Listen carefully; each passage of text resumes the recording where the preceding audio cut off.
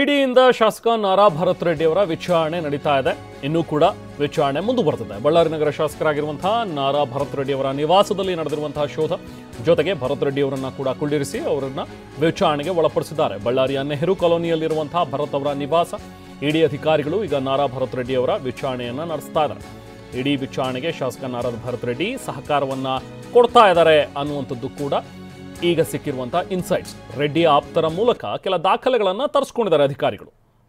ನಾರಾ ಭರತ್ ರೆಡ್ಡಿ ಅವರನ್ನ ವಿಚಾರಣೆಗೆ ಒಳಪಡಿಸಿರುವಂತಹ ಅಧಿಕಾರಿಗಳು ಅವರ ಆಪ್ತರ ಮೂಲಕನೇ ಕೆಲವೊಂದಷ್ಟು ದಾಖಲೆಗಳನ್ನು ತರಿಸ್ಕೊಂಡು ಅದನ್ನು ಮುಂದಿಟ್ಟು ಪ್ರಶ್ನೆಗಳನ್ನು ಕೇಳ್ತಾ ಇದ್ದಾರೆ. ನಾರಾ ಭರತ್ ರೆಡ್ಡಿ ಕಚೇರಿಯಿಂದ ದಾಖಲೆಗಳನ್ನು ತರಿಸ್ಕೊಂಡಿದ್ದಾರೆ.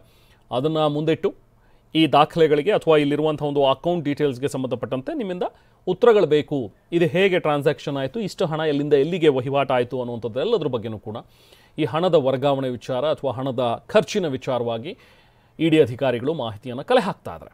ಬ್ಯಾಂಕ್ನ ವಹಿವಾಟಿನ ಪ್ರತಿ, ಇತ್ತೀಚೆಗೆ ನಡೆದಿರುವಂಥ ಒಂದು ದೊಡ್ಡ ಟ್ರಾನ್ಸಾಕ್ಷನ್ಸ್ ಸೇರಿದಂತೆ ಹಲವು ಹಣಕಾಸಿನ ದಾಖಲೆಗಳನ್ನು ಪರಿಶೀಲಿಸಿ ಅದನ್ನು ಮುಂದಿಟ್ಟು ನಾರಾ ಭರತ್ ರೆಡ್ಡಿ ಅವರ ವಿಚಾರಣೆಯನ್ನು ಮಾಡ್ತಾ ಇದ್ದಾರೆ ಇಡಿ ಅಧಿಕಾರಿಗಳು.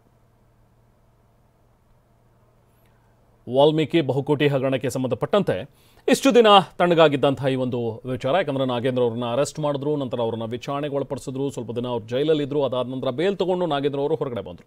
ಅದಾದ ನಂತರ ಸ್ವಲ್ಪ ದಿನ ತಣ್ಣಗಾಗಿದ್ದಂಥ ಈ ಒಂದು ಪ್ರಕರಣ ಈಗ ಮತ್ತೆ ಇಡಿ ಕೈಗೆತ್ಕೊಂಡಿದೆ. ಮುಂದುವರೆದಿರುವಂಥ ಇಡಿ ಈಗ ನಾಗೇಂದ್ರ ಅವರು ಸೇರಿದಂತೆ ಉಳಿದಂತೆ ಇನ್ನೂ ಒಂದಷ್ಟು ಜನ 4 ಜನ ಶಾಸಕರು ಒಟ್ಟು, ಇನ್ನೊಬ್ಬ ಸಂಸದ ತುಕಾರಾಮ್ ಅವರು, ಇವರೆಲ್ಲರ ಮನೆ ಮೇಲೆ ಹಾಗೆ ಕಚೇರಿಯ ಮೇಲೆ ದಾಳಿ ನಡೆಸಿ ಒಟ್ಟಾರೆ ಬಳ್ಳಾರಿ ಕಾನ್ಸಂಟ್ರೇಟ್ ಆಗಿದೆ ಅಂತೇಳಿ, ಬಳ್ಳಾರಿ ಲೋಕಸಭಾ ಚುನಾವಣೆ ಏನು ನಡೀತು ಆ ಟೈಮಲ್ಲಿ ಹಣದ ವಹಿವಾಟು ಇಲ್ಲೇ ಆಗಿದೆ. ಈ ಹಣ ನಿಗಮಕ್ಕೆ ಬಳಸಿರುವಂತಹ ಒಂದು ಹಣ ಏನಿದೆಯಲ್ಲ, ವಾಲ್ಮೀಕಿ ನಿಗಮದಲ್ಲಿ ಇದ್ದಂಥ ಒಂದು ಹಣ, ಸೊ ಆ ಹಣವನ್ನು ಅಕ್ರಮವಾಗಿ ವರ್ಗಾವಣೆ ಮಾಡಿಕೊಂಡು ಆ ಹಣನ ಇಲ್ಲಿ ಎಲೆಕ್ಷನ್ಗೆ ಬಳಕೆ ಮಾಡಿದ್ದಾರೆ ಅನ್ನುವಂಥದ್ದು ಇರುವಂಥ ಆರೋಪ.